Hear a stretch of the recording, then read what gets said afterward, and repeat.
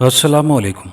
Subscribe कीजिए और bell icon press कर दीजिए ताकि नेक्स्ट वीडियो का नोटिफिकेशन आपको बआसानी मिलता रहे। मैं कुछ ज़्यादा ही जाबिर और सख्तगीर थानेदार साबित हुआ था। बदमिजाजी और रिश्वतखोरी की वजह से मेरी शोहरत अच्छी नहीं थी। मैं बेगुनाहों को गिरफ्तार कर लेता और जालिमों, जाबिरों और मुजरिमों को रिश्वत लेकर छोड़ देता था। यही बुराई मेरी वजह शोहरत थी। मेरी तमाम मुलाजमत ऐसी ही गुजरी थी। अभी मेरी रिटायरमेंट में 1 साल बाकी था जब मेरी तब्दीली एक देहाती इलाके के थाने में हो गई। ये 1 साल मैंने उसी थाने में गुजार कर रिटायर्ड होना था, लिहाजा मैं अब कुछ ज़्यादा ही लालची हो गया था। मेरा चलन वैसा ही था। एक मर्तबा थाने की हुदूद के एक दूर दराज के गांव में चोरी की वारदात हो गई थी और असल मुजरिम पकड़े गए थे, मगर मैंने उससे मुंह मांगी रिश्वत लेकर उसको छोड़ दिया था और उनकी जगह 2 बेगुनाह नौजवानों को गिरफ्तार कर लिया था। वो 2 दिन से थाने में थे और उनकी खूब छितरोल हो रही थी कि वो एतराफ़ जुर्म कर लें और माल की बरामदगी भी करा दें, मगर उन्होंने अभी तक इकबाल जुर्म नहीं किया था। सावन के दिन थे। गर्मी और हब्स ने बुरा हाल कर रखा था। मैं अपने दफ्तर में बैठा हुआ था कि एक सिपाही एक शख्स को अपने साथ लेकर मेरे कमरे में दाखिल हुआ और कहने लगा, ये साहब आपसे मिलने आए हैं। मैंने उस शख्स की तरफ एक नज़र डाली और उसे कुर्सी पर बैठने को कहा। वो बैठ गया तो सिपाही कमरे से बाहर निकल गया। मैं मेज़ पर पड़े कागजात को समेटने लगा और साथ ही मैंने उस शख्स को भी नज़रों में रखा। वो 40 साल से ऊपर का एक तनुमंद शख्स था। उसके चेहरे पर छोटी और खूबसूरत अंदाज में तराशी हुई दाढ़ी और पेशानी पर मेहराब का निशान था। उसने सर पर काले रंग की पगड़ी बांध रखी थी। जी फरमाई, कैसे आना हुआ? मैंने उसे मुखातिब करते हुए कहा। मेरा नाम ज़मरूद खान है। मैं चक चकोरियाँ से आया हूँ जहाँ चोरी की वारदात हुई थी। आपने असल मुजरिमों को छोड़कर 2 बेगुनाहों को गिरफ्तार कर लिया है। मैं उन्हें छुड़वाने के लिए आया हूँ। ये कहकर वो मुझे यूं घूरने लगा जैसे मैंने कोई बहुत बड़ा जुर्म कर दिया हो और अभी वो मुझे कच्चा चबा जाएगा। उन दोनों ने इकबाल जुर्म कर लिया है, लिहाजा मैं उनको नहीं छोड़ सकता। मैं आज ही उनका चालान बनाकर उन्हें अदालत में पेश करूंगा। तुम अब जा सकते हो, घर या अदालत, जहां तुम्हारी मर्जी। मैंने अपने रिवायती अंदाज में कहा और घंटी बजाकर मुलाजिम को बुलवाया। मैं आज और अभी उनको लेकर जाऊंगा। वो भी उसी अंदाज में बोला जैसा मेरा अंदाज था। वो दोनों बेगुनाह हैं। मैंने देखा उसकी आंखों से शोले निकल रहे थे। जिस वक्त उसने बात की थी तो दोनों होंठ मिलाकर उसने दायरे की शक्ल में धुआं खारिज किया था और उसके हाथ में एक अजीब किस्म की सीटी की आवाज़ भी मुझे सुनाई दी थी। पहले तो मैं ये समझा कि सीटी की आवाज़ मेरे कमरे के बाहर से आ रही है। इतने में मुलाजिम मेरे कमरे में आ गया तो मैंने उससे पूछा, बाहर सीटी कौन बजा रहा है? नहीं जनाब, बाहर तो कोई सीटी नहीं बजा रहा, उसने घबरा कर कहा। मैं हैरान सा होकर टिकटिकी बांधे ज़मरूद खान को देखने लगा। वो फिर बोला, थानेदार साहब, उन दोनों को मैंने साथ लेकर जाना है। उसके इन अल्फाज के साथ हल्की सी सीटी की आवाज़ भी सुनाई दी। मैं हैरान हो गया कि यह शख्स कौन है और बात करते वक्त इसके मुंह से सीटी की आवाज़ क्यों निकलती है। अब उसकी सूरत से मुझे खौफ सा आने लगा था। मेरी तमाम मुलाजमत के दौरान कभी ऐसा नहीं हुआ था कि मैं कभी खौफजदा हुआ हूँ। बड़े बड़े ख़तरनाक मुजरिमों को भी मैं अपने रोब और दबदबे से ज़ेर कर लेता था, मगर न जाने क्यों उस ज़मरूद खान ने मेरे जिस्म में खौफ की लहरें दौड़ा दी थी। मेरे जहन पर तरह तरह के सवालात की यलगार हो गई। ये बात करते वक्त सीटी की आवाज़ क्यों निकालता है और इसकी आंखें अंगारों की तरह क्यों दहक रही हैं? अचानक एक और अनजाना सा खौफ मेरे जिस्म में कभी पैदा कर गया कि उसने इतने वक्त में पलकें नहीं झपकी थी। मेरा जी चाहता था कि मैं या तो उसे धक्के देकर और जलील करके थाने से निकलवा दूं या फिर उन दोनों मुलजिमों को बुलाकर उसके सामने उनकी छितरोल के साथ साथ उसको भी दिन में तारे दिखा दूं, मगर न जाने क्यों मैं ऐसा चाहने के बावजूद भी न कर सका। लेकिन मैं उन मुलजिमों को उसके कहने पर छोड़ना भी नहीं चाहता था। इतनी देर में एक मुलाजिम मेरे कमरे में चला आया। उसके आ जाने से मुझे कुछ हौसला हुआ। उसके आने पर ज़मरूद खान बोला, थानेदार साहब, میں 5 منٹ کے لیے باہر جاتا ہوں، اتنی دیر میں آپ دونوں بے گناہوں کو بلا لیں۔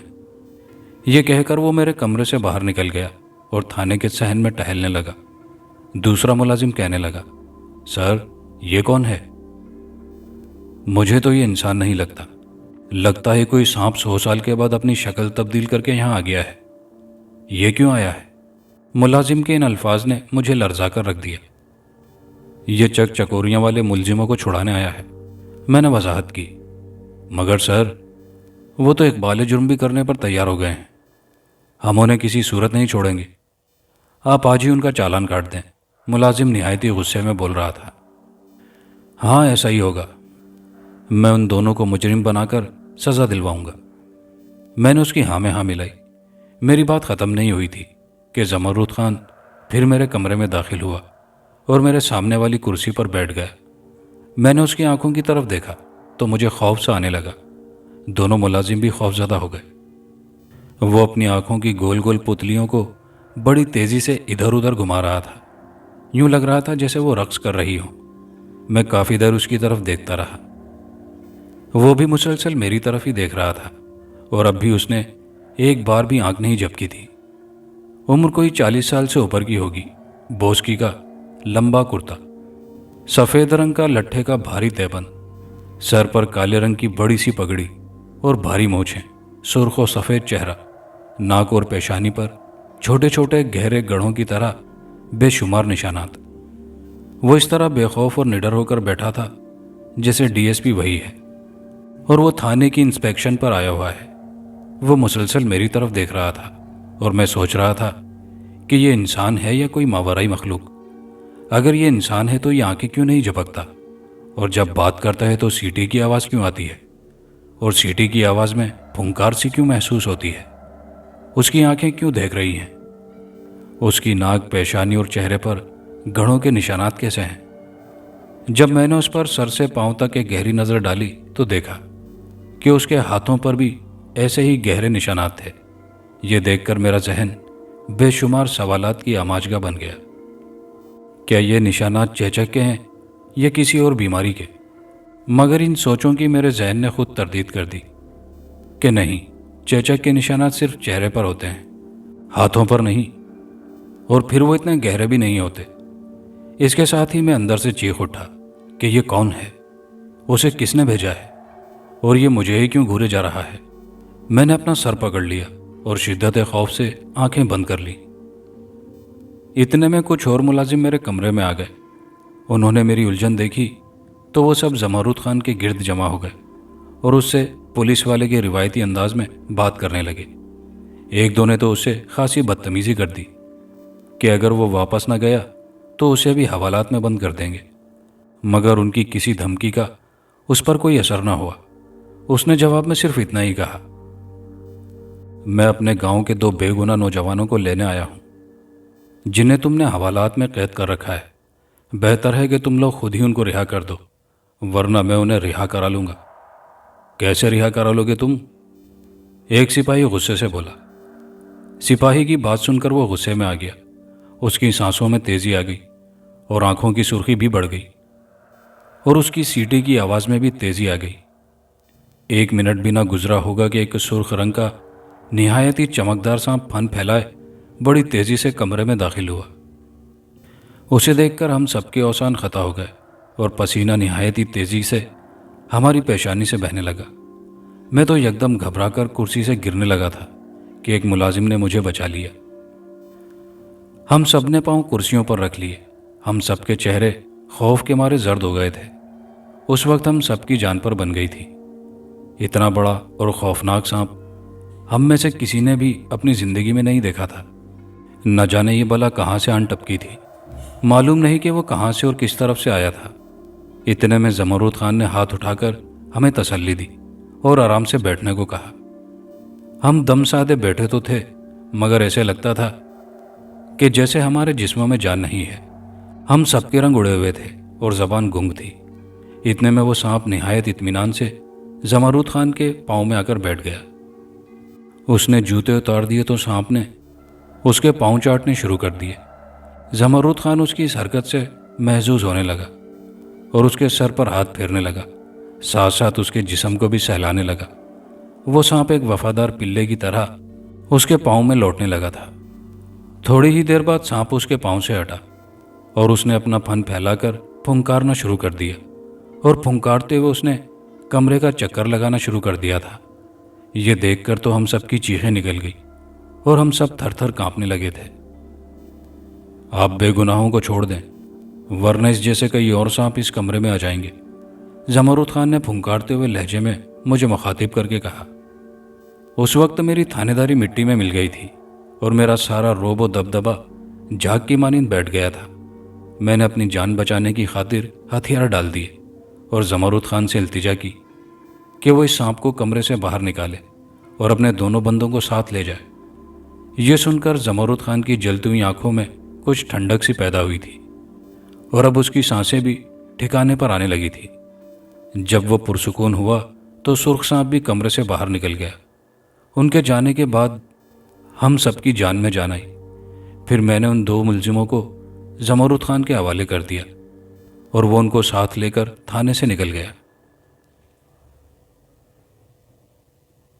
تھانے میں جیسے سناٹا چھا گیا تھا، اور نہ صرف میں بلکہ اس کو دیکھنے والے تھانے کا ہر ملازم خوفزدہ تھا، بلکہ شرمندہ بھی، کیونکہ ایسا واقعہ اس سے قبل کہیں بھی اور کسی بھی تھانے میں پیش نہیں آیا تھا۔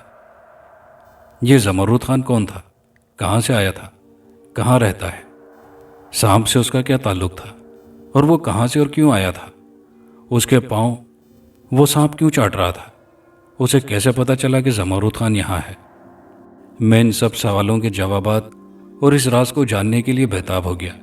میں زمرد خان سے مل کر اپنے سوالات کے جوابات جاننا چاہتا تھا۔ اب میں تھانے کے دیگر تمام کام بھول کر زمرد خان کی حقیقت جاننے کی جستجو میں لگ گیا تھا۔ یہی حال میرے تھانے کے تمام ملازمین کا بھی تھا۔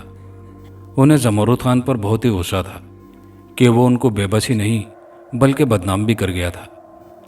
وہ ان سب کو مذاق کا نشانہ بنا گیا تھا۔ اگر وہ اس کے خلاف کوئی سخت قسم کی کارروائی کرنے کا سوچتے تو اگلے ہی لمحے سرخ سانپ ان کی نظروں میں گھم جاتا اور ان کا غصہ جھاگ کی مانند بیٹھ جاتا۔ وہ سرخ سانپ تو اب ہم کو خوابوں میں بھی ڈرانے لگا تھا۔ کئی دن تک ہم سبھی اس پر اپنی بے بسی کا ماتم کرتے رہے کہ ایک شخص کار سرکار میں مداخلت کر کے ملزم چھڑا کر لے گیا تھا اور ہم اس کا کچھ بھی نہیں بگاڑ سکے تھے۔ میں نے اپنے بندے اس کے بارے میں جاننے کے لیے ڈیوٹی پر لگا دیے تھے۔ ایک دوسرے گاؤں کے نمبردار نے بتایا کہ زمرد خان کا تعلق افغانستان کے علاقے کندھار سے ہے اور یہ وہاں سے ہجرت کر کے یہاں آیا تھا۔ وہ کچھ پراسرار سی قوتوں کا مالک ہے، مگر اپنی اسی طاقت کو کسی کے خلاف اور نقصان کے لیے استعمال نہیں کرتا، بلکہ اسے علاقے کے لوگوں کے فائدے کے لیے ہی استعمال میں لاتا ہے۔ وہ یہاں زمرد خان کی بجائے خانزادہ کے نام سے مشہور تھا۔ مالی لحاظ سے بھی وہ بہتر حیثیت کا حامل تھا، اس لیے وہ غریب اور ناداروں کی مدد کرتا رہتا تھا اور ظالم اور بے ایمان لوگوں سے میل جل پسند نہیں کرتا تھا۔ وہ کیا کرتا ہے، اس کے پاس کون سی پراسرار طاقت ہے، یہ کوئی بھی نہیں جانتا اور نہ ہی کسی کو اس بارے میں پوچھنے کی جرت ہے۔ وہ اپنے کام سے غرض رکھتا ہے اور کسی کے معاملات میں بیجا مداخلت نہیں کرتا۔ خانزادہ کے بارے میں یہ سب کچھ جاننے کے بعد میرے من میں بھی اس سے ملنے کی اور اس کی طاقت کا راز جاننے کی خواہش پیدا ہو گئی۔ میں نے اس نمبردار کو تھانے بلوایا اور اس سے اپنی اس خواہش کا اظہار کیا، تو اس نے اس علاقے کے ایک پیر صاحب کا پتہ دیا کہ خانزادہ ان کے پاس آتا جاتا رہتا ہے۔ آپ اس کام کے لیے ان تک رسائی کریں، وہی آپ کی ملاقات خانزادہ سے کرا سکتے ہیں۔ وہ پیر صاحب ایک دربار کے گدی نشین تھے۔ چند دنوں بعد وہاں میلہ اور عرس منعقد ہونا تھا۔ اس موقع پر میں وہاں چلا گیا اور پیر صاحب کی قدم بوسی کی۔ یہ اتفاق تھا کہ میری وہاں موجودگی میں ہی خانزادہ بھی وہاں آ گیا۔ اس نے مجھے دیکھا تو اس کی آنکھوں میں شعلے ناچنے لگے اور اس کے تیور مجھے خطرناک سے لگنے لگے۔ میں فوراً اٹھا اور پیر صاحب کے قدموں میں گر گیا اور ان سے التجا کی کہ مجھے خانزادہ سے معافی دلوا دیں۔ میں وعدہ کرتا ہوں کہ آئندہ کسی بے گناہ کو نہیں پکڑوں گا۔ اللہ میری توبہ، اور آج کے بعد کسی سے رشوت بھی نہیں لوں گا۔ خانزادہ، پیر صاحب نے نہایت ہی محبت بھرے انداز میں اس کو مخاطب کیا۔ تھانے دار صاحب کیا کہہ رہے ہیں اور کس بات کی معافی مانگ رہے ہیں، یہ خود ہی بتا دیں گے۔ یہ کہہ کر وہ دوسرے کمرے میں چلا گیا تو میں نے پیر صاحب کو ساری حقیقت بتا دی۔ میری ساری کہانی سننے کے بعد انہوں نے مجھ سے کہا، تم سچے دل سے توبہ کرو، خدا کو حاضر ناظر جان کر، تو تمہیں خانزادہ ہی نہیں بلکہ اوپر والا بھی معاف کر دے گا۔ اگر تم میری بات اچھی طرح سے سن لو کہ اوپر والے نے تمہیں معاف کر دیا تو پھر خانزادہ بھی تمہیں معاف کر دے گا۔ پیر صاحب صحیح کہہ رہے تھے۔ میں نے ساری ملازمت کے دوران اپنے خدا سے بھی تو نہیں ڈرا تھا اور بغیر کسی خوف کے ظلم اور زیادتی کا بازار گرم کر رکھا تھا۔ اب میں خانزادہ سے خوفزدہ ہو گیا تھا اور اس کی دہشت میرے دل و دماغ میں گھس گئی تھی۔ یوں لگتا تھا جیسے ابھی وہ سرخ رنگ کا سانپ آئے گا اور مجھے ڈس کر میری زندگی کا خاتمہ کر ڈالے گا۔ اس خوف نے یکدم میری زندگی میں تبدیلی پیدا کر دی تھی۔ پھر میں نے پیر صاحب کے دربار میں ان کے سامنے سچے دل سے توبہ کر لی اور ان سے وعدہ کیا کہ آج کے بعد میں باقاعدگی سے نماز پڑھوں گا، کسی سے رشوت نہیں لوں گا اور نہ ہی کسی بے گناہ پر ظلم ڈھاؤں گا۔ جب پیر صاحب کو یقین ہو گیا کہ اب میری کایا پلٹ گئی ہے تو انہوں نے خانزادہ کو بلایا اور اس سے کہا کہ تھانے دار صاحب نے سچے دل سے توبہ کر لی ہے، اس لیے تم بھی اسے معاف کر دو۔ پیر صاحب کی بات سن کر خانزادہ نے مسکرا کر میری طرف دیکھا اور بولا، تھانے دار صاحب، اپنے عہد پر قائم رہنا، صرف اس وعدے پر میں آپ کو معاف کرتا ہوں۔ یہ کہہ کر خانزادہ وہاں سے چلا گیا۔ میلہ ختم ہو گیا اور میں بھی تھانے واپس لوٹ آیا۔ اب میں نے نماز پڑھنی شروع کر دی تھی اور داڑھی بھی رکھ لی تھی۔ میری اس تبدیلی پر سارا اسٹاف حیران اور پریشان ہو گیا تھا کہ میں نے رشوت کا دروازہ بند کر دیا تھا۔ پھر چند ہی ماہ بعد میں ریٹائر ہو گیا اور اپنے گاؤں واپس لوٹ آیا۔ اس بات کو کئی ماہ گزر چکے تھے، لیکن میں ابھی تک خانزادہ اور اس کی شعلہ برساتی آنکھوں اور سرخ ناک کو نہیں بھول پایا تھا۔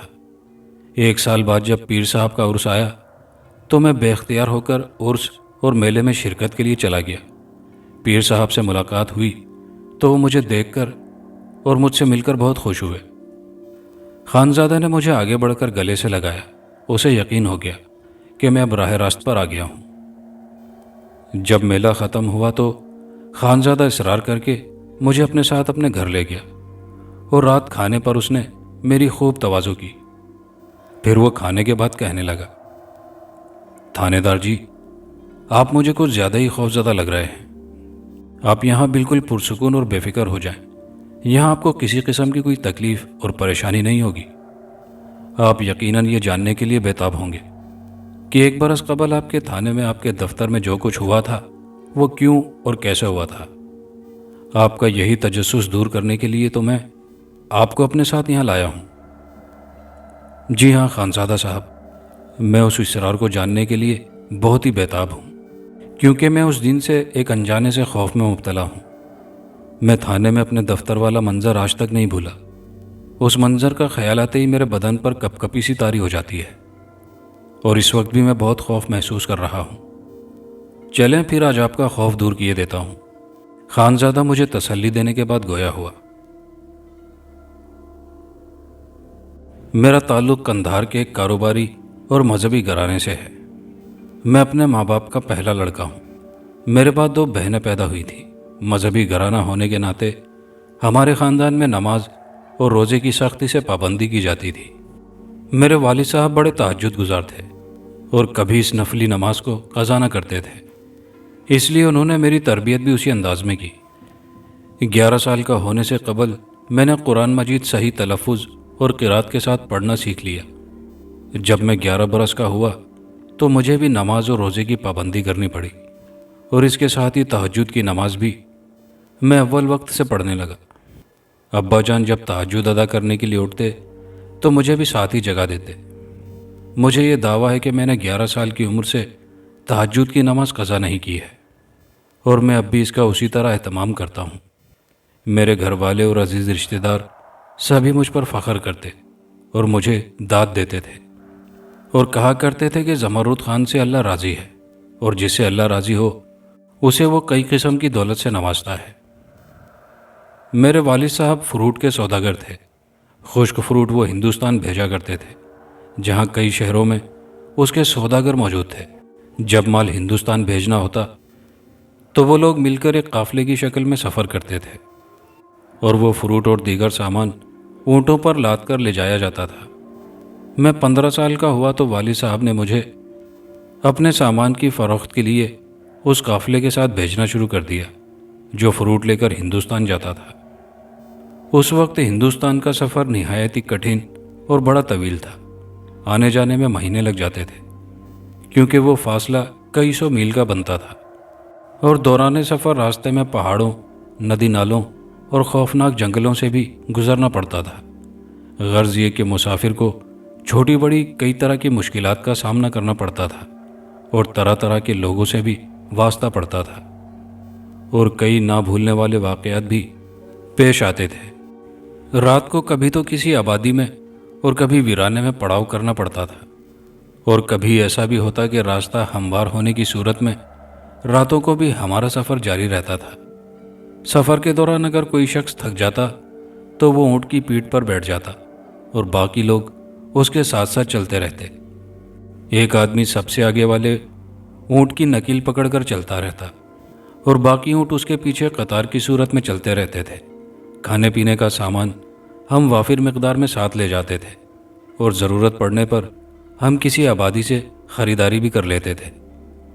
سفر طے کرنے کے دوران ہم شاعری، گلوکاری اور ہنسی مذاق بھی کرتے تھے۔ یوں ہمارا سفر آسانی سے کٹ جاتا تھا۔ وہ سفر میری زندگی کا انوکھا، پراسرار اور یادگار سفر تھا۔ جب ہمارا 7 اونٹوں کا قافلہ ہندوستان کی طرف رواں دواں تھا، ہمارے سامان میں اخروٹ، خشک خوبانیاں اور چلغوزے تھے۔ ہمارا وہ سفر بھی ماضی کے دیگر سفر جیسا ہی تھا، مگر آگے جا کر وہ بڑا پراسرار بن گیا تھا۔ مجھے ایک انہونی اور حیرت انگیز دنیا میں لے گیا تھا، اور پھر اس سفر نے تو میری کائنات ہی بدل دی۔ ہوا کچھ یوں کہ دوران سفر ایک پہاڑی علاقے میں ہمیں رات گزارنی پڑ گئی، تو ہم نے وہاں پڑاؤ کا ارادہ کر لیا۔ یہ اس علاقے میں ہمارا پہلا پڑاؤ تھا۔ ہم نے رخت سفر کھول دیا اور اونٹوں کو ایک محفوظ مقام پر باندھ دیا۔ پھر ہم نے اپنے سفری بستر سیدھے کیے اور سب ان پر لیٹ کر آرام کرنے لگے۔ وہ رات کافی گہری تھی۔ ہمارے ارد گرد درخت جھنڈ کی صورت میں موجود تھے، اور ان کے پیچھے اونچی اونچی پہاڑیاں تھیں جو اندھیرے میں بڑی عجیب سی لگ رہی تھی۔ لیکن ہمیں کسی بھی چیز سے خوف محسوس نہیں ہو رہا تھا، کیونکہ ہم سفر کے دوران ایسی راتیں گزارنے کے عادی ہو چکے تھے۔ اس لیے ہمیں اس طرح کے ماحول سے کوئی ڈر محسوس نہیں ہوتا تھا۔ میرے ہم سفر چونکہ تھک چکے تھے، اس لیے وہ جلدی سو گئے، مگر میں جاگ رہا تھا، کیونکہ میں نے ابھی عشاء کی نماز ادا کرنی تھی۔ میں نے ہاتھ میں ایک چھڑی اور ماچس کی ڈبیا لی اور وضو کے لیے پانی کی تلاش میں نکل پڑا۔ درختوں کے جھنڈ سے باہر نکل کر میں پہاڑیوں کی طرف ہو لیا، کیونکہ اس جانب مجھے کسی چشمے کے بہنے کی آواز آ رہی تھی۔ گرمیوں کا موسم تھا، اور اس وقت رات کے قریباً 9 یا 10 بجے ہوں گے۔ گرمی اتنی زیادہ نہ تھی، کیونکہ ٹھنڈی ہوا چل رہی تھی اور موسم نہایت ہی خوشگوار سا لگ رہا تھا۔ میں نے ماچس جلا کر چھڑی سے پتھر اور گھاس پھوس ہٹاتا ہوا آگے بڑھنے لگا۔ اس طرح جلدی میں چشمے پر پہنچ گیا۔ اس کے ٹھنڈے پانی نے مجھے بہت ہی مزہ دیا۔ پہلے میں نے خوب سیر ہو کر پانی پیا اور پھر وضو کیا، اور چشمے کے قریب ہی ایک ہموار سے پتھر پر نماز عشاء ادا کی۔ نماز ادا کر کے جب میں نے واپس لوٹنے کا ارادہ کیا تو مجھے یوں لگا کہ جیسے میری ٹانگوں کوئی نرم سی چیز لپٹی ہوئی ہے جو مجھے چلنے نہیں دے رہی۔ میں نے چھڑی کی مدد لے کر اس کو ہٹانا چاہا تو وہ چیز تو نہ ہٹی، مگر چھڑی ٹوٹ کر 2 ٹکڑے ہو گئی۔ یہ دیکھ کر میں گھبراہٹ کا شکار ہو گیا، کیونکہ اس نے میرے پاؤں اور ٹانگیں ایسے جکڑ لیے تھے کہ میں حرکت کرنے سے بھی قاصر ہو گیا تھا۔ میں نے گھبراہٹ کے عالم میں دونوں پاؤں ایک ساتھ اٹھا کر چھلانگ لگانا چاہی، مگر مجھ سے چھلانگ بھی نہ لگ سکی، اور میں ایک طرف کو گر پڑا، کیونکہ میرے پاؤں سختی سے جکڑے جا چکے تھے۔ زمین پر گرنے سے میں اور بھی پریشان ہو گیا۔ پھر میں نے جیب سے ماچس نکال کر ایک تیلی جلائی اور اس کی روشنی میں پاؤں کی طرف دیکھا تو پاؤں سے لپٹے ہوئے سرخ رنگ کے سانپ کو دیکھ کر میری تو نبضیں چھوٹنے لگی۔ میرا تمام جسم پسینے میں بھیگ چکا تھا، میری سانسیں دھوکنے کی طرح چلنے لگی، اور پھر مجھے یقین ہو گیا کہ یہ سانپ مجھے زندہ نہیں چھوڑے گا اور یہ مجھے بہت ہی بری موت مارے گا، کیونکہ وہ بہت ہی خطرناک اور زہریلا لگ رہا تھا۔ وہ جب زور سے خراٹے بھرتا تو ہوا میں شعلے رقص کرنے لگتے اور فضا میں روشنی سی پھیل جاتی۔ یہ سب کچھ دیکھ کر میں بے بس اور بے جان سا ہو گیا تھا۔ وہ سانپ مجھے اپنی چمکتی اور غضبناک آنکھوں سے گھورنے لگا تھا۔ پھر شاید اسے میری بے بسی پر ترس آ گیا تھا اور اس نے مجھے ڈسے بغیر ہی میری ٹانگوں اور پاؤں کو آزاد کر دیا۔ چل پڑا۔ میں نے موقع غنیمت جانا اور وہاں سے جلدی سے اٹھا اور بھاگ کھڑا ہوا، مگر میں ابھی صرف چند قدم ہی بھاگ سکا تھا کہ وہ سانپ تیزی سے مڑا اور میرے آگے آ کر کھڑا ہو گیا۔ اس کی آنکھوں سے شعلے نکل رہے تھے، جس کی وجہ سے روشنی پھیلنے لگتی تھی۔ میں حیران تھا کہ آخر یہ کیا ماجرا ہے۔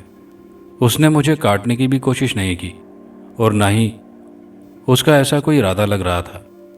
عجیب سی صورتحال بن چکی تھی۔ میں جس طرف مڑتا وہ بھی ادھر ہی مڑ کر میرے سامنے آ جاتا اور پھن پھیلا کر کھڑا ہو جاتا۔ اس لیے میں نے کچھ دیر کے لیے وہاں ہی کھڑے رہنے کا ارادہ کر لیا۔ پھر میں یکسو وہیں کھڑا ہو گیا۔ جب اس نے مجھے حرکت کرتے نہ دیکھا، پھر ایک جانب کو آہستہ آہستہ چلنے لگا، ساتھ ہی وہ پیچھے مڑ کر مجھے دیکھتا بھی رہا، مگر میں نے بھاگنے کی کوشش نہ کی اور وہاں ہی ساکت و جامد کھڑا رہا۔ کچھ دور جا کر وہ واپس میری طرف لوٹ آیا اور میرے پاؤں میں آ کر لیٹنے لگا۔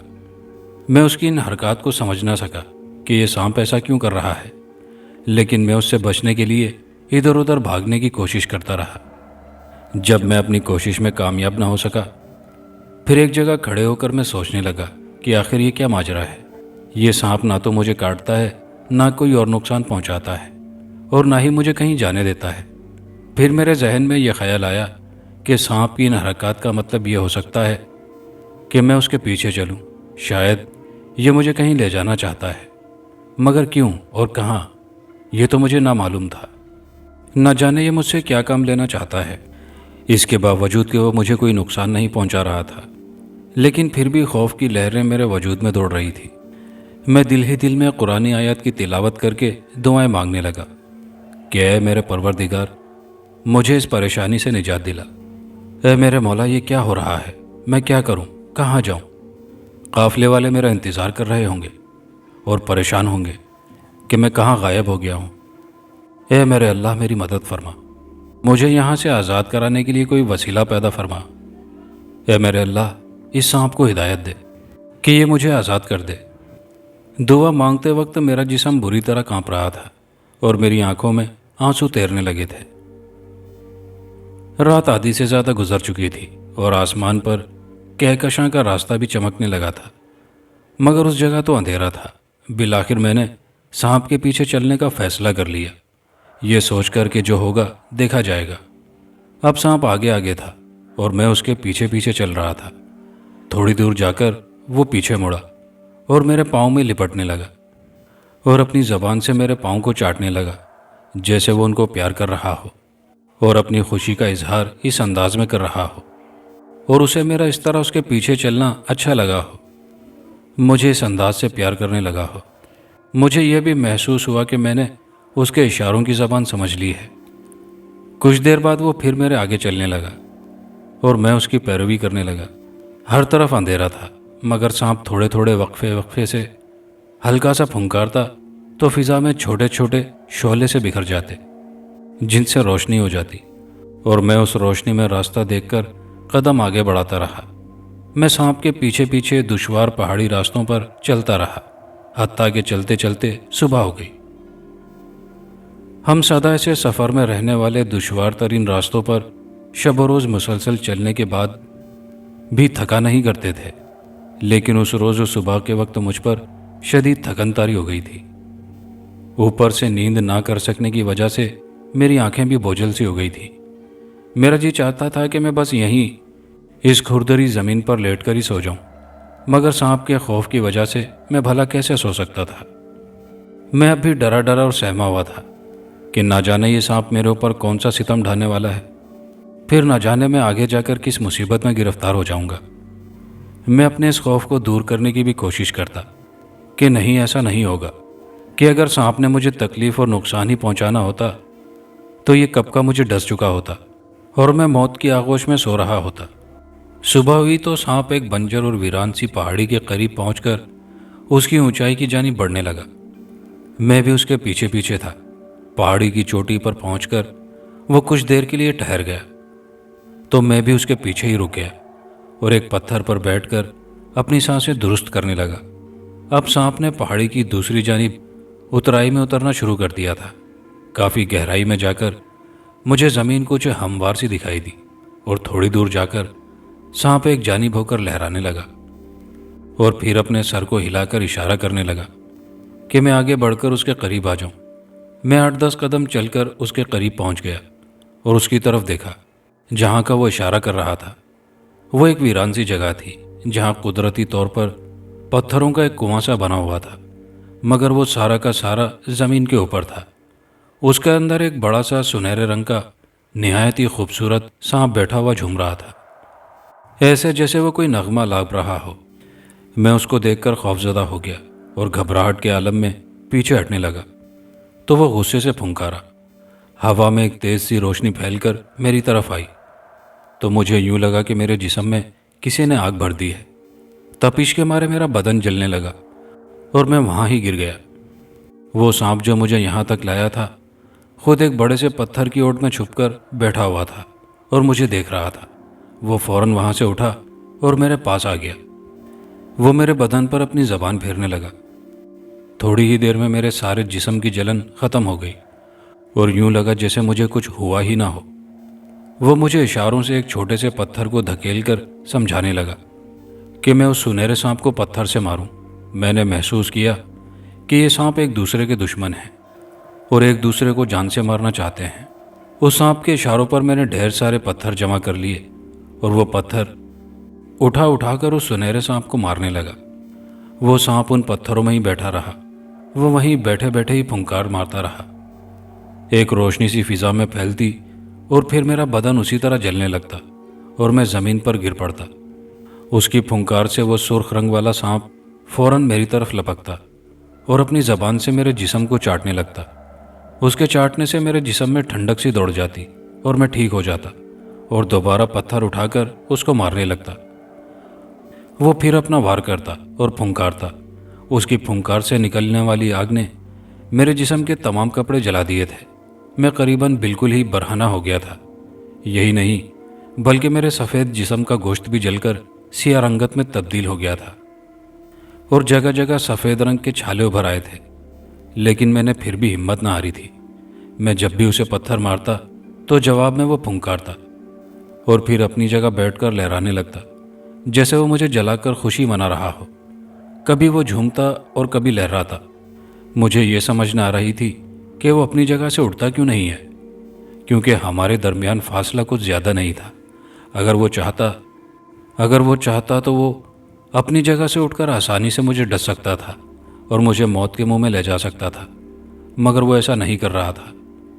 پھر وہ دونوں سانپ بھی آپس میں نہیں لڑ رہے تھے، بلکہ ان کی لڑائی تو میں لڑ رہا تھا۔ یہ لڑائی قریباً 1 گھنٹے سے زائد جاری رہی۔ میں اس کو پتھر مارتا، وہ پھنکارتا، میرا جسم جلن محسوس کرتا، سرخ رنگ والا سانپ مجھے چاٹتا اور میں ٹھیک ہو جاتا۔ اس مسلسل جنگ میں میری ہمت جواب دینے لگی تھی اور دماغ بھی معاف ہوتا محسوس ہونے لگا تھا۔ مجھے خون کی نالیوں میں بھی سوئیاں سی گردش کرتی محسوس ہونے لگی۔ میں تھک ہار کر بیٹھ گیا کہ سرخ رنگ کے سانپ نے پھر میرے بدن پر زبان پھیری تو میں آخری بار کوشش کر کے غصے سے اٹھا اور ایک بڑا اور بھاری پتھر اٹھایا اور لڑکھڑاتے ہوئے آگے بڑھ کر پوری قوت سے وہ پتھر سنہرے سانپ کو دے مارا، جس نے سنہرے سانپ کا سر کچل دیا۔ میں نے اس کے بعد 2 اور پتھر اٹھا کر اس کو دے مارے تاکہ یقین ہو جائے کہ وہ سانپ واقعی مر گیا ہے۔ اس کے بعد میں نڈھال سا ہو کر زمین پر بیٹھ گیا۔ اس کے بعد سنہرے سانپ کی پھنکار سنائی نہ دی، جس کا یہی مطلب تھا کہ وہ سانپ مر گیا ہے۔ یہ سب محسوس کرنے کے بعد کہ اب اسے کوئی خطرہ نہیں ہے، وہ سرخ سانپ خوشی سے جھومنے لگا اور جھومتا ہوا میری طرف آیا اور پھر دیوانہ وار میرے جسم پر اپنی زبان پھیرنے اور چاٹنے لگا۔ پھر اس سرخ ناگ نے ایک زوردار پھنکار ماری تو مجھے اپنے جسم پر ایک آگ یوں تیرتی محسوس ہوئی जैसे मेरे जिस्म पर किसी चीज़ का लेप कर दिया गया हो।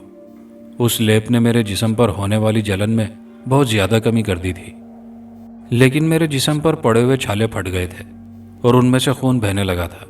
सांप ने एक और फुंकार मारी और उसी तरह एक गर्म हवा का लेप सा मुझे अपने तमाम बदन पर दोबारा महसूस हो गया और फिर मैंने देखा कि मेरे छालों से बहने वाला खून बंद हो गया है। उसके बाद मेरी तबीयत में कुछ बेहतरी आ गई और मैं उठकर बैठ गया। जब सांप ने महसूस किया कि मेरी तबीयत संभल गई है तो वो फिर उसी अंदाज में आगे बढ़ने लगा और मुझे अपने पीछे आने का इशारा करने लगा। मैं अब मज़ीद आगे बढ़ने से कासिर था, लेकिन मैं और क्या करता सिवाय इसके कि उसकी पैरवी करता। लिहाजा मैंने अपनी बिखरी हुई ताकत को यकजा किया और हाँफता कांपता लड़खड़ाता हुआ उस पत्थरों के कुएं की तरफ बढ़ा जहाँ सुनहरी सांप मरा हुआ पड़ा था। सांप के इशारे के मुताबिक मैंने उसको दुम से पकड़ा और उसे नाले की दूसरी जानिब फेंक दिया। फिर सुर्ख सांप ने मुझे वो पत्थर हटाने का इशारा किया। मैंने बड़ी ही मुश्किल और तकलीफ से उन पत्थरों को वहाँ से एक तरफ सरकाया तो मैं ये देखकर दंग रह गया कि वहाँ एक बड़ी सी सुरंग थी जो अंदर की तरफ जा रही थी। सुर्ख सांप लहराता हुआ उसमें दाखिल हो गया। वो सुरंग इतनी बड़ी थी कि मैं आसानी से उसमें दाखिल हो सकता था। लिहाजा मैं भी निहायत ही बुरी हालत में अपने जिस्म को घसीटता हुआ उसमें घुस गया। ज़रा आगे जाकर सांप रुक गया क्योंकि उसके आगे बिल्कुल अंधेरा था और तारीकी की वजह से आगे कुछ दिखाई नहीं दे रहा था। उससे आगे रोशनी नाम को भी नहीं थी। मैंने यह फासला भी बड़ी मुश्किल से तय किया था। मुझे तो यूं महसूस होने लगा था कि मैं अभी मौत के मुंह में चला जाऊंगा। सांप ने अब बराबर फुंकारना शुरू कर दिया था। वो जब भी फुंकारता तो चारों तरफ शोले से बिखर जाते, जिसकी वजह से गार में रोशनी सी हो जाती। मैं उस रोशनी को देखकर आगे बढ़ जाता। कुछ आगे जाकर जब सांप फुंकारा तो उससे आग के शोले बुलंद हुए तो मुझे उनकी रोशनी में उसी किस्म का एक और भारी पत्थर नजर आया जैसा कि बाहर था। सांप ने मुझे उसको हटाने का इशारा किया, मगर उस वक्त मेरा जिस्म करीबन बेजान सा हो चुका था और मुझ में किसी भी किस्म की हिम्मत ना थी। मेरा तमाम जिस्म थका हुआ और चूर चूर था। मेरे हाथों में तो बिल्कुल भी ताकत नहीं थी। मेरी टांगें खौफ और कमज़ोरी से लरज रही थी और मेरे अपने जिस्म का बोझ उठाने से इनकारी थी। लेकिन सांप का हुक्म तो मानना ही था क्योंकि इसके सिवा कोई चारा भी तो नहीं था। लेकिन मैंने जैसे तैसे करके उस पत्थर को हटा ही दिया। जैसे ही वो पत्थर हटा तो मुझे वहाँ एक और सुरंग दिखाई दी, बिल्कुल उसी तरह जिस तरह की सुरंग में हमने पहले सफ़र किया था। लेकिन इसमें एक फ़र्क था कि इसमें अंधेरा ना था बल्कि रोशनी फैली हुई थी, जिसे देखकर मेरी जान में जान आ गई। सांप उसके अंदर चला गया तो मैं भी उसके पीछे पीछे उसमें दाखिल हो गया। कुछ आगे जाकर मुझे एक बहुत ही बड़ा सा संदूक रखा हुआ दिखाई दिया। उसका रंग सुनहरा था और उसमें से रोशनी छन छन कर बाहर आ रही थी। सांप उसके करीब जाकर रुक गया तो मैं भी गिरता पड़ता उसके पास पहुंच गया। उस संदूक को बड़े से ताले से बंद किया गया था। सांप ने फिर मुझे इशारा करना शुरू कर दिया। मैं फौरन ही समझ गया कि वो मुझे ताला खोलने के लिए कह रहा है। मैंने इधर उधर नज़र दौड़ाई तो मुझे कोई ऐसी चीज़ नज़र न आई जिसकी मदद से मैं ताला तोड़ सकूं, तो मैं मायूस सा होकर एक जानिब को बैठ गया। सांप ने जब मेरी बेचारगी देखी तो वो संदूक के पास गया और ताले के करीब मुंह करके फुंकारा। उसकी फुंकार इतनी ज़ोरदार थी कि ताला सुर्ख हो गया। मैंने उठकर एक पत्थर उठाकर ताले को मारा तो ताला टूटकर ज़मीन पर गिर गया। सांप ने मुझे संदूक खोलने का इशारा किया तो मैंने डरते डरते संदूक का ढक्कन ऊपर को उठाया। संदूक खुलते ही मेरी आंखें हैरत से फट गई। मैंने देखा कि वो संदूक हीरों, जवाहरात और सोने के भारी जेवरात से भरा हुआ है। इसके अलावा उसमें खासी वज़न में चांदी भी नज़र आ रही थी। अब सांप का ये इशारा था कि मैं वो तमाम सामान निकाल लूँ, मगर मैंने उस तरफ तवज्जो ना दी क्योंकि एक तो मैं बरहना था, ऊपर से भूख और प्यास ने मेरा बुरा हाल कर रखा था। मेरी तो जान पर बनी हुई थी और उसके मज़े लगे हुए थे। मैं उस वक्त भला उन जेवरात और हीरों का क्या करता? मुझे तो लिबास और खाने पीने की चीज़ों की ज़रूरत थी। मैं उन चीज़ों को उठाकर कहाँ ले जाता? ये इस वक्त मेरे किसी काम की नहीं थी। सांप ने मेरी मजबूरी और ज़रूरत को महसूस कर लिया था। उसने उस संदूक को वहाँ ही रहने दिया, फिर आगे की तरफ रेंगने लगा। चंद कदम के फासले पर एक और संदूक था جو پہلے والے صندوق سے کچھ بڑا تھا اور اس میں بھی تالا نہیں لگا ہوا تھا۔ وہ لوہے کی موٹی چادر کا بنا ہوا تھا۔ سانپ کے اشارے پر میں نے اس صندوق کو کھولا تو اس میں ایک طرف کئی طرح کے قیمتی لباس پڑے ہوئے تھے اور دوسری طرف ایک چاندی کی تشتری رکھی ہوئی تھی جس میں کئی قسم کے خشک میوہ جات بھرے ہوئے تھے اور ایک بڑا سا تاؤس نما تھرماس ناریل کے پانی سے بھرا ہوا تھا۔ میں نے بے اختیار ہو کر وہ تشتری اٹھا لی اور خشک میوہ جات کھا کر اپنا پیٹ بھرا اور اس کے بعد ناریل کا پانی پی لیا، جس سے میری طبیعت کچھ بحال ہوئی اور میرے جسم میں جان آ گئی۔ پھر میں نے وہاں سے کپڑوں کا جوڑا نکال کر پہن لیا۔ کھا پی کر اور کپڑے پہن کر مجھے ایک روحانی سا سکون محسوس ہوا اور یوں لگا کہ میں واپس اپنی دنیا میں آ گیا ہوں۔ سانپ نے مجھے مطمئن دیکھا تو وہ بھی خوشی سے جھومنے لگا۔ جھومتے جھومتے اس کے منہ سے ایک مخصوص قسم کی سیٹی کی آواز نکلی، جیسے اس نے خود وہ سیٹی بجائی ہو۔ دوسری بار پھر اسی انداز میں سیٹی بجائی۔ اس سیٹی کی آواز پر آنن فانن اس جیسے سینکڑوں سانپ جھومتے لہراتے اور بل کھاتے ہوئے وہاں آ کھڑے ہو گئے۔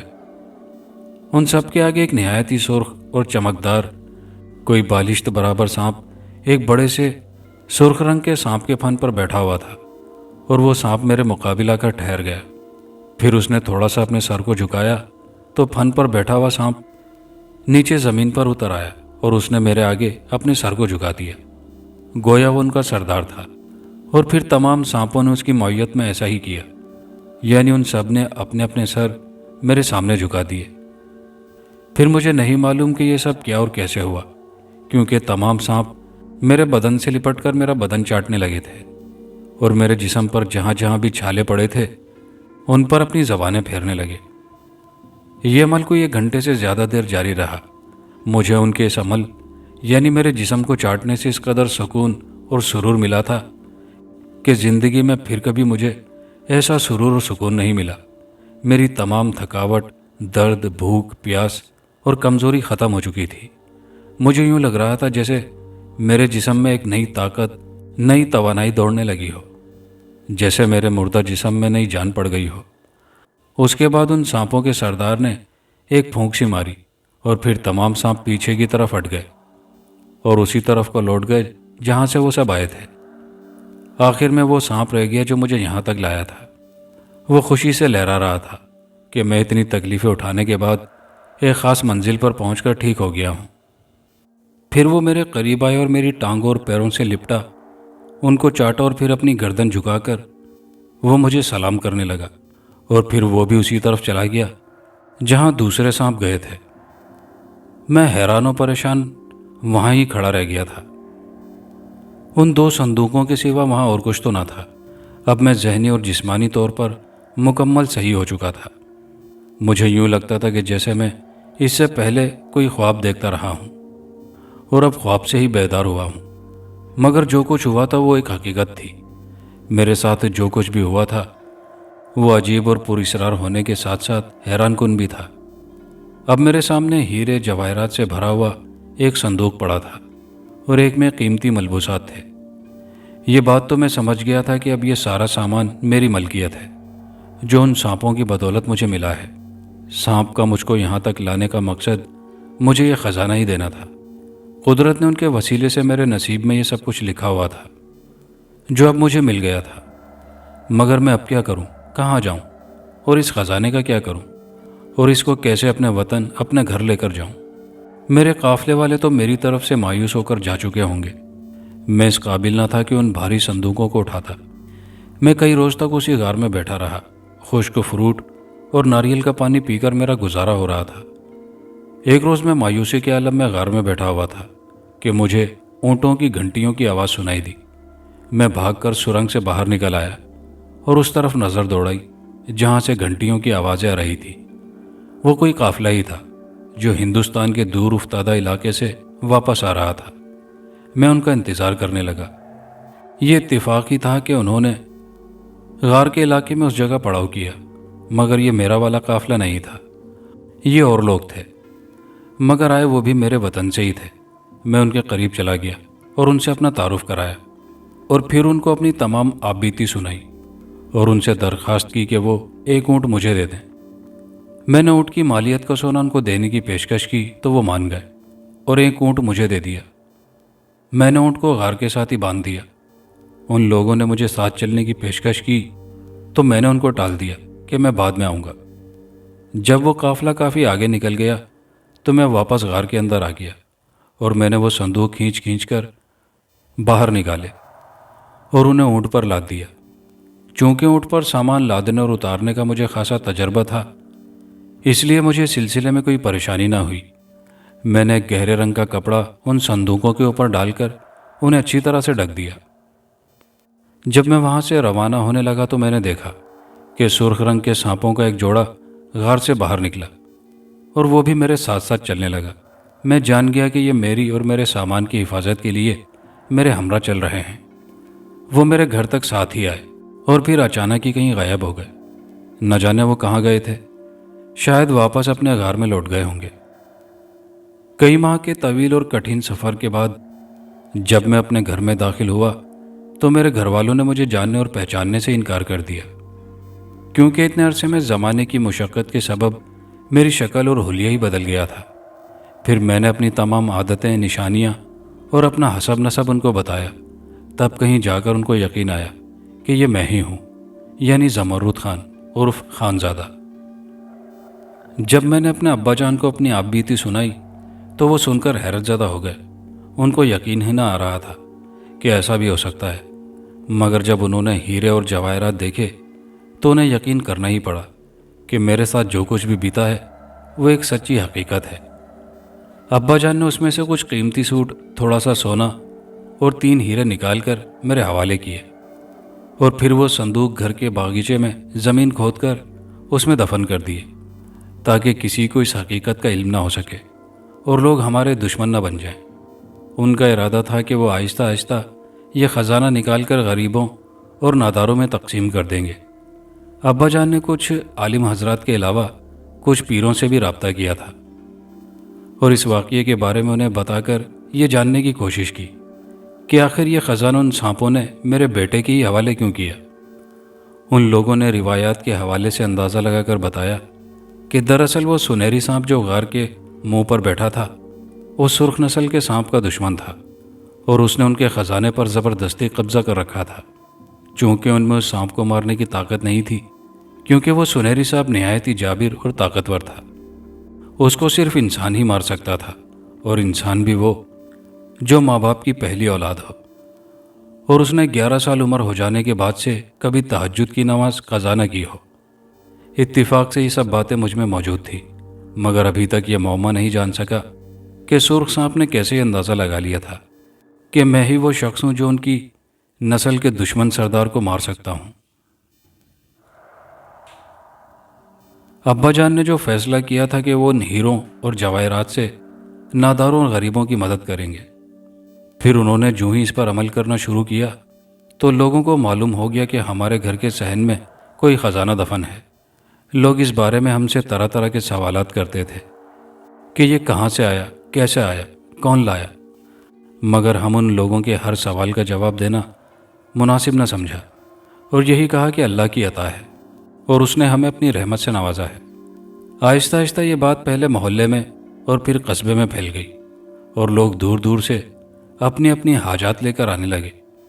ہم نے کسی کو بھی مایوس نہ کیا اور ہر ایک سوالی کا دامن مراد بھرنے لگے۔ ایک صبح جب ہم سو کر اٹھے تو دیکھا کہ صحن میں وہ جگہ جہاں پر صندوق دفن تھے وہاں 3 افراد مردہ حالت میں پڑے تھے اور صحن کی کھدائی بھی کی ہوئی تھی اور دونوں صندوق گڑھے میں رکھے ہوئے صاف نظر آ رہے تھے۔ یہ تو واضح ہو گیا تھا کہ ہیرے اور جواہرات کو چوری کرنے کی کوشش کی گئی تھی اور ان تینوں کو سانپ نے ڈس کر مار ڈالا تھا۔ ان کا نیلا جسم اس بات کی گواہی دے رہا تھا کہ ان کو سانپ نے ہی کاٹا تھا۔ اس کے بعد تو ہم نے اللہ کے دیے ہوئے اس خزانے کے منہ کھول دیے اور پرسکون ہو گئے۔ میرے پاس اب بھی کافی ہیرے اور جواہرات تھے جو میں نے اپنی شادی کے لیے رکھ چھوڑے تھے۔ پھر میری شادی دھوم دھام سے ہوئی اور اس میں بے پناہ دولت لٹائی گئی۔ ہماری ساری مالی پریشانیاں تو دور ہو گئی تھیں اور ہمارا شمار بھی امیر کبیر لوگوں میں ہونے لگا تھا، مگر میں شادی کے معاملے میں بدقسمت نکلا۔ میری زندگی میں امنگوں اور آرزوؤں کی صرف ایک ہی رات آئی۔ सुबह हुई तो मेरी दुल्हन जिंदगी से नाता तोड़ गई थी। उसका जिस्म भी नीला पड़ गया था। यूं लगता था कि जैसे कोई जहर उसके जिस्म में सरायत कर गया है। एक मुस्तनद हकीम ने बताया कि मुझे अब शादी नहीं करनी चाहिए, क्योंकि जो भी औरत मेरी ज़िंदगी में आएगी वो जिंदा ना रहेगी। उसने मेरा इलाज भी किया, मगर कामयाबी हासिल ना हुई। यूं ही कुछ बरस मज़ीद बीत गए। मेरे वालिदैन भी इस दुनिया में न रहे, तो मैं वहाँ से हिजरत करके इस इलाके में आ गया और यहाँ जायदाद खरीद कर ज़मींदारी शुरू कर दी और लोगों की खिदमत को अपना मकसद बना लिया। मैंने एक हीरा सोने की अंगूठी में जड़वा लिया था, जो अब भी मैंने पहनी हुई है। वो सुर्ख नस्ल का सांप कहीं भी हो, मेरे बदन की खुशबू सूंघ कर मेरे पास आ जाता है और मेरे कदमों को चाट कर वापस लौट जाता है। और जब मुझे उनको बुलाना होता है तो मैं अंगूठी में जड़े हीरे को अपने जिस्म से रगड़ता हूँ। फिर न जाने कहाँ से वो सुर्ख रंग का सांप आ जाता है, और कभी कभी तो उनकी तादाद भी ज़्यादा होती है। वो सब मेरे पाँव चाटने लगते हैं और मैं भी पैरों उनके साथ खेलता रहता हूँ। वो ना मुझे कुछ कहते हैं और ना ही किसी इंसान को डसते हैं। अलबत्ता अगर कोई उनके साथ ज़्यादती करे तो वो उसको जलाकर राख बना डालते हैं। वो बहुत ही जहरीले हैं। वो फुंकारते हैं तो हवा में शोले भड़क उठते हैं, मगर वो ऐसा कभी कभी करते हैं। खानज़ादा ने अपनी पुरस्रार दास्तान ख़त्म की तो मैं खौफज़दा होकर कांपने लगा था। खानज़ादा ने जब मेरी यह हालत देखी तो मुझे तसल्ली दी और कहने लगा, थानेदार साहब, आप बेफिक्र हो जाएं। वो सांप आपको कभी कुछ नहीं कहेंगे, क्योंकि आपने मेरे डेरे पर आकर मेरे साथ खाना खा लिया है। अब आप मेरे मेहमान ही नहीं, राजदार भी बन गए हैं, और ये सांप मेरे दोस्तों और मेहमानों को कुछ नहीं कहते।